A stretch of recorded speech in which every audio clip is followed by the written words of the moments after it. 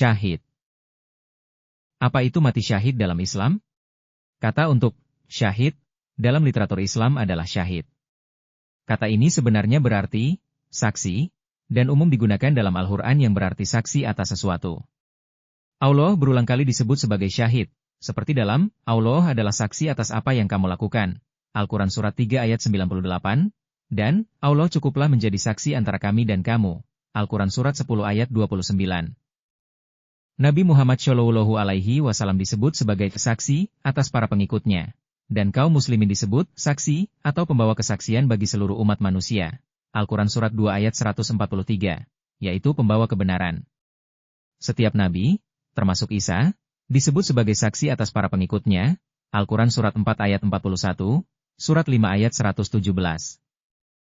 Kata yang sama digunakan untuk saksi dalam kontrak dan urusan sipil. Al-Quran Surat 2 ayat 282, Surat 4 ayat 135. Demikian pula, kata untuk mati syahid adalah syahadah, tetapi dalam Al-Quran hanya digunakan sebagai berarti kesaksian dalam bentuk apapun atau sesuatu yang jelas dan terlihat. Seperti dalam, jangan menyembunyikan kesaksian, Al-Quran Surat 2 ayat 283, kesaksian kami lebih benar dari kesaksian kedua orang itu. Al-Quran Surat 5 ayat 107, dan pernyataan yang muncul beberapa kali tentang Allah bahwa, Dia adalah maha mengetahui yang gaib dan yang tampak, syahadah. Al-Quran Surat 6 ayat 73. Kata ini yang berarti kesaksian juga terkenal diterapkan pada tindakan bersaksi untuk menjadi seorang muslim. Dan bahkan dalam bahasa Inggris orang mendengar ungkapan, making the syahadah, ketika merujuk pada tindakan ini. Kata-kata ini diterapkan pada para syahid dan mati syahid karena kehidupan dan kematian seorang syahid adalah kesaksian atas kebenaran Islam. Tetapi siapa itu seorang syahid? Sama seperti jihad yang bukan sinonim dengan perang, seorang muslim bisa menjadi syahid tanpa terbunuh dalam hubungan apapun dengan pertempuran. Diriwayatkan dalam hadis. Rasulullah Shallallahu Alaihi Wasallam bertanya kepada para sahabatnya, siapakah yang kalian anggap syahid di antara kalian? Mereka menjawab, wahai Rasulullah, orang yang terbunuh di jalan Allah adalah syahid. Beliau bersabda, kalau begitu, para syuhada umatku akan sedikit jumlahnya. Mereka bertanya, wahai Rasulullah, siapakah mereka itu? Beliau bersabda, orang yang terbunuh di jalan Allah adalah syahid. Orang yang meninggal di jalan Allah adalah syahid, orang yang meninggal karena wabah adalah syahid, orang yang meninggal karena kolera adalah syahid. Siapapun yang meninggal dengan cara apapun saat bekerja dengan tulus dalam melayani Islam, maka ia adalah syahid. Di sisi lain, seorang muslim yang hanya terbunuh dalam pertempuran belum tentu syahid. Menurut Nabi Shallallahu Alaihi Wasallam, pada hari kiamat seorang yang dianggap syahid dapat diadili oleh Allah sebagai berikut. Allah akan berfirman, apa yang kamu lakukan? Dia akan berkata, aku berperang untukmu sampai aku mati sebagai syahid. Allah akan berfirman, kamu telah berbohong. Kamu berperang agar kamu disebut pahlawan pemberani. Dan kamu telah disebut demikian. Perintah akan dijatuhkan kepadanya dan dia akan diseret dengan wajah tertelungkup dan dilemparkan ke neraka. Jelas dari sini bahwa meskipun seorang muslim mungkin menganggap bahwa tindakan tertentu akan memberinya kesyahidan, ia mungkin mendapati dirinya dihukum oleh Allah di akhirat karena membuat klaim palsu dan dihukum karenanya. Demikian pula, seorang pria bertanya kepada Nabi Shallallahu Alaihi Wasallam, jika saya terbunuh di jalan Allah, apakah menurutmu dosa-dosaku akan diampuni? Nabi Shallallahu Alaihi Wasallam menjawab, pada awalnya, bahwa dosa-dosanya akan diampuni asalkan dia sabar dan tulus, dan berperang menghadapi musuh tanpa berbalik. Tetapi kemudian Nabi Shallallahu Alaihi Wasallam menambahkan, kecuali dosa meninggalkan hutang. Tampaknya dia memiliki hutang, dan Nabi Shallallahu Alaihi Wasallam mengingatkannya bahwa jika dia pergi berperang, tanpa melunasi kewajiban membayar hutangnya, dan terbunuh, kelalaiannya terhadap kewajiban ini tidak akan diampuni oleh Allah. Faktanya adalah bahwa mati syahid dalam Islam adalah derajat spiritual dalam kehidupan setelah kematian dan tidak ada seorang pun yang dapat memastikan bahwa jika ia meninggal saat terlibat dalam pekerjaan tertentu, Allah akan menganugerahkan derajat ini kepadanya. Namun, yang dapat kita yakini adalah bahwa derajat ini tidak dapat diraih dengan bertindak melawan ajaran Islam, meskipun orang yang meninggal mungkin percaya bahwa ia terlibat dalam perjuangan untuk mendukung Islam. Yang perlu ditekankan lebih lanjut adalah bahwa seorang syahid adalah orang yang meninggal karena tindakan orang lain terhadapnya yang ia lawan sejauh mungkin, atau karena keadaan yang sepenuhnya di luar kendalinya. Telah disebutkan dalam riwayat hadis yang dikutip di atas bahwa seorang muslim yang meninggal karena kolera atau wabah adalah syahid. Tetapi, jelas sekali, adalah sepenuhnya bertentangan dengan ajaran dasar Islam bagi seorang muslim untuk dengan sengaja mencari penyakit-penyakit ini untuk mati sebagai syahid. Memang, seorang muslim harus mengambil semua tindakan untuk menghindari menjadi korban dari penyakit-penyakit ini. Tetapi jika ia secara tidak sengaja jatuh sakit dan meninggal saat melayani Islam, ia akan mendapatkan tempat yang tinggi di akhirat. Demikian pula, seorang muslim yang terbunuh dalam pertempuran harus terbunuh oleh tindakan musuhnya, saat ia memukul mundur lawan itu, atau karena sebab eksternal lain di luar kendali dan perencanaannya, sebagai salah satu syarat untuk menjadi syahid. Bunuh diri adalah dosa dalam Islam, dan menjaga diri adalah kewajiban. Melakukan bunuh diri adalah dosa yang sangat besar menurut ajaran Islam yang jelas. Al-Quran memerintahkan. Dan janganlah kamu menjatuhkan dirimu sendiri ke dalam kebinasaan dengan tanganmu sendiri. Al-Quran Surat 2 ayat 195. Dan janganlah kamu membunuh dirimu. Al-Quran Surat 4 ayat 29.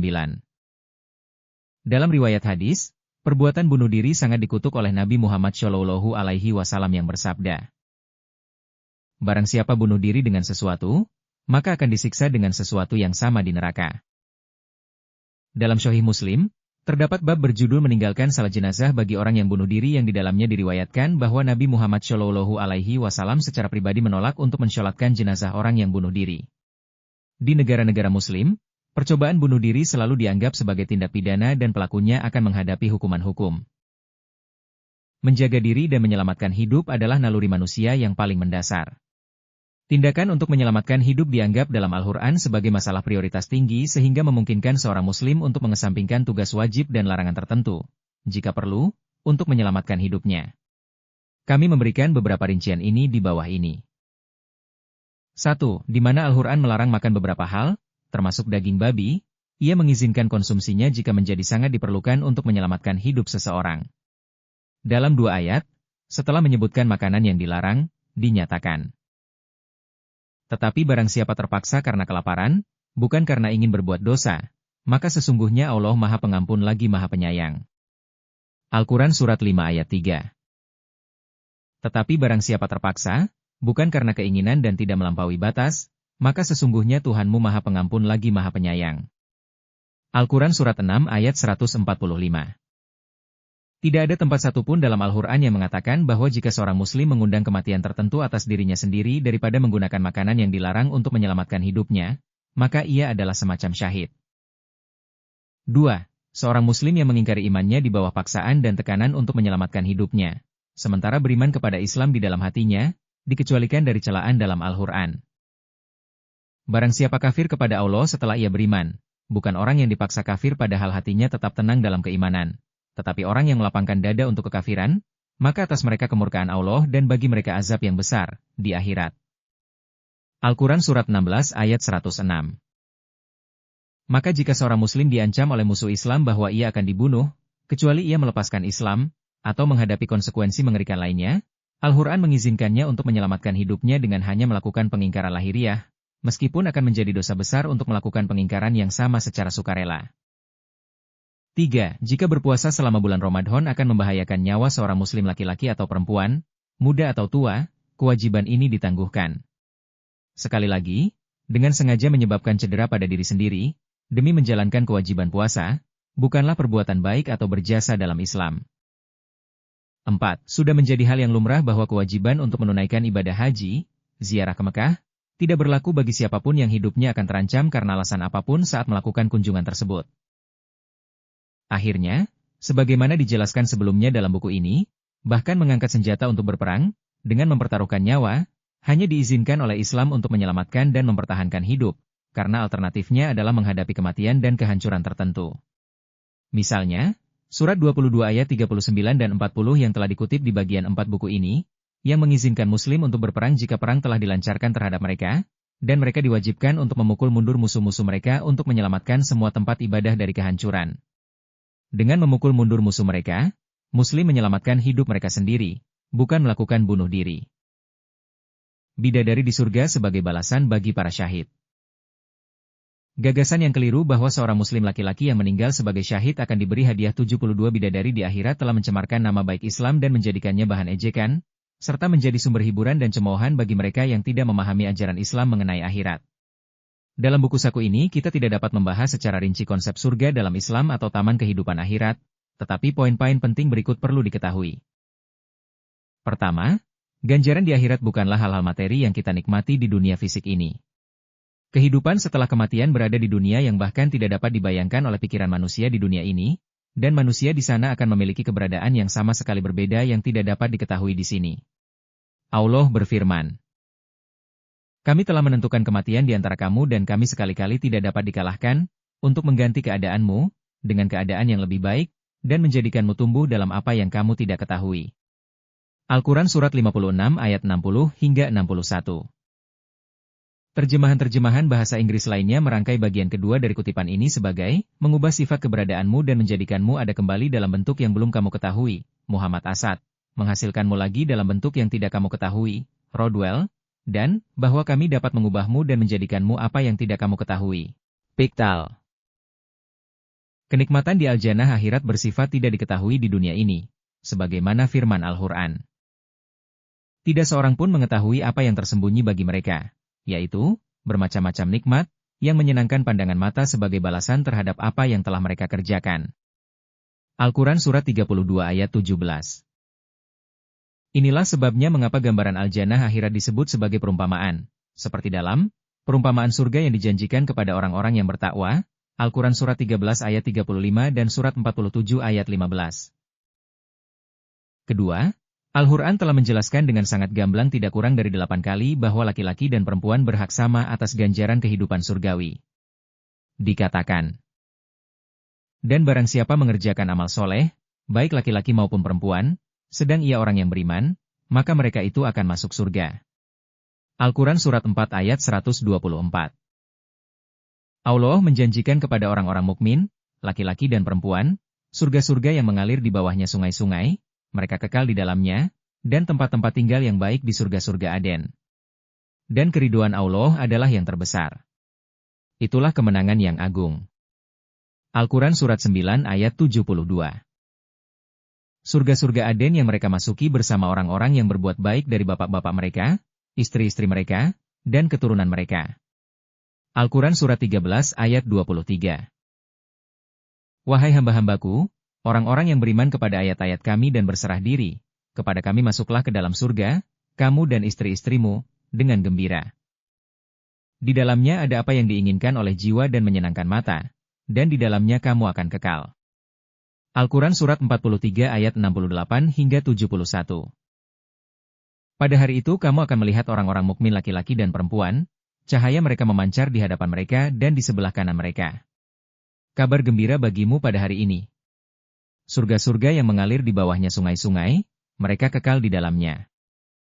Al-Quran Surat 57 ayat 12. Maka, wanita-wanita di antara orang-orang beriman akan memiliki ganjaran dan kenikmatan yang sama dengan laki-laki dari orang-orang beriman. Ketiga, semua ganjaran ini adalah manifestasi dari kualitas baik dan perbuatan baik yang ditunjukkan dan dilakukan seseorang dalam kehidupan ini, yang terungkap di hadapan dirinya.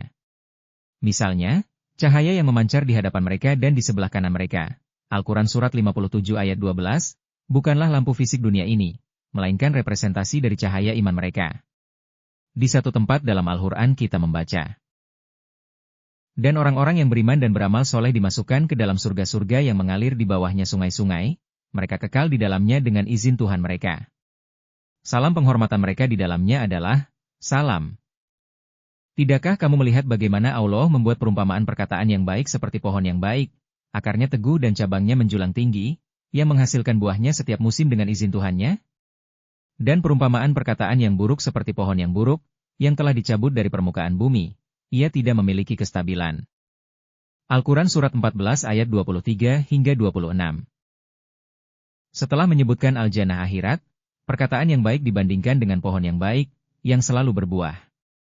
Oleh karena itu, pohon-pohon taman akhirat adalah perbuatan baik seseorang di dunia ini yang muncul sebagai pohon-pohon yang berbuah, sama seperti perbuatan baiknya berbuah. Demikian pula, bidadari cantik di akhirat bukanlah seperti wanita di dunia ini yang akan berhubungan seksual dengan laki-laki. Mereka adalah kualitas baik yang ditunjukkan dalam kehidupan ini, seperti kejujuran, kesucian karakter, kedermawanan, integritas, dan keimanan yang termanifestasi dalam bentuk ini. Bidadari-bidadari ini disebut pasangan yang suci. Al-Quran Surat 2 ayat 25, Surat 3 ayat 15, Surat 4 ayat 57, karena mereka adalah penampakan dari kualitas-kualitas murni yang merupakan sahabat seseorang di dunia ini. Faktanya, dalam Surat 3 ayat 15 daya tarik, pasangan yang suci, jelas dibedakan dari keinginan seksual terhadap wanita di dunia ini. Surat 3 ayat 14 merujuk pada daya tarik keinginan material dunia ini sebagai berikut. Dijadikan indah pada pandangan manusia kecintaan kepada syahwat, yaitu wanita-wanita, anak-anak, harta yang bertumpuk dari emas dan perak, kuda pilihan, binatang ternak dan sawah, ladang. Itulah kesenangan hidup di dunia. Dan di sisi Allah lah tempat kembali yang baik, surga. Al-Quran Surat 3 ayat 14. Ayat selanjutnya kemudian berbunyi. Maukah aku kabarkan kepadamu sesuatu yang lebih baik dari itu? Bagi orang-orang yang bertakwa, di sisi Tuhan mereka ada surga-surga yang mengalir di bawahnya sungai-sungai, mereka kekal di dalamnya, dan pasangan-pasangan yang suci serta keridoan Allah. Al-Quran Surat 3 ayat 15. Sangat jelas dari ayat-ayat ini bahwa sementara keinginan seksual terhadap wanita adalah nafsu dan kebutuhan untuk dunia materi ini, lebih baik dan lebih unggul dari ini adalah berusaha untuk memperoleh kualitas-kualitas yang menjadi pasangan suci kita di akhirat. Ini menolak gagasan bahwa kita seharusnya menginginkan keinginan fisik kita di dunia ini terpenuhi, sebagai ganjaran di akhirat.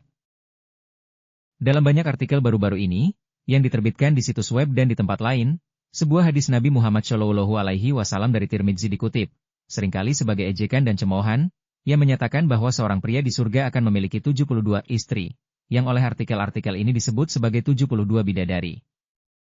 Tetapi dalam kumpulan Tirmidzi yang sama, kita menemukan, hanya sedikit kemudian, diriwayatkan berikut. Iman memiliki 70 sekian pintu. Yang paling rendah adalah menyingkirkan sesuatu yang berbahaya dari jalan dan yang paling tinggi adalah mengucapkan, tiada Tuhan selain Allah. Itulah, 70 sekian, unsur iman. 2 diantaranya disebutkan di sini, yang tertinggi dan yang terendah, sementara yang lain yang sering disebutkan dalam laporan semacam itu adalah rasa malu, yang, bagi mereka yang memilikinya di dunia ini, direpresentasikan di akhirat sebagai bidadari. Ada juga penjelasan lain tentang konsep bidadari di akhirat, berdasarkan ayat-ayat Al-Quran berikut yang merujuk pada beberapa ganjaran yang akan ditemukan di sana. Sungguh, kami menciptakan mereka, bidadari-bidadari itu, dengan penciptaan yang baru. Lalu kami jadikan mereka gadis-gadis suci, penuh cinta, sebaya umurnya. Al-Quran Surat 56 ayat 35 hingga 37. Kata ganti, mereka, yang muncul 2 kali di sini, adalah dalam bentuk feminin. Makna yang umum diterima adalah bahwa ini merujuk pada wanita-wanita yang beriman. Mereka akan dibangkitkan di akhirat dalam bentuk ciptaan baru yang sesuai dengan kesucian karakter mereka di dunia ini, dan dengan demikian dikatakan, kami telah menjadikan mereka suci. Interpretasi ini juga didukung oleh penjelasan ayat-ayat ini yang diriwayatkan dari Nabi Muhammad SAW, dalam sebuah kumpulan oleh Tirmidzi yang dikenal sebagai Syama'il. Seorang wanita tua datang kepada Nabi SAW dan berkata, "Wahai Rasulullah, doakanlah kepada Allah agar aku masuk surga." Beliau bersabda dengan bercanda, "Wahai ibu si Anu, tidak ada wanita tua yang akan masuk surga." Wanita tua itu pergi sambil menangis, maka Nabi SAW bersabda, "Beritahukan kepadanya bahwa ia tidak akan masuk surga sebagai wanita tua, karena Allah berfirman, sungguh, kami menciptakan mereka, bidadari-bidadari itu, dengan penciptaan yang baru, lalu kami jadikan mereka gadis-gadis suci." Kebangkitan mereka sebagai gadis-gadis suci hanyalah representasi spiritual dari kemurnian yang mereka jalani dalam hidup ini. Tidak ada pertanyaan tentang hubungan seksual di kehidupan selanjutnya karena kehidupan itu bukanlah kehidupan fisik yang membutuhkan hubungan semacam itu. Kata untuk sebaya umurnya dalam bagian di atas juga dapat berarti bahwa mereka serupa dalam kualitas baik mereka dengan laki-laki yang beriman. Perlu dicatat bahwa istilah suci telah digunakan dalam Alkitab sebagai simbolisme. Bangsa Israel disebut suci di banyak tempat, misalnya Yeremia pasal 31, Amos pasal 5. Injil Matius berisi perumpamaan tentang gadis-gadis suci yang bijaksana dan bodoh, yang Yesus mulai kisahkan sebagai berikut. Kemudian kerajaan surga akan diumpamakan seperti 10 gadis suci, pasal 25, ayat 1. Jelas, gadis-gadis suci untuk kesenangan laki-laki tidak dimaksudkan di sini.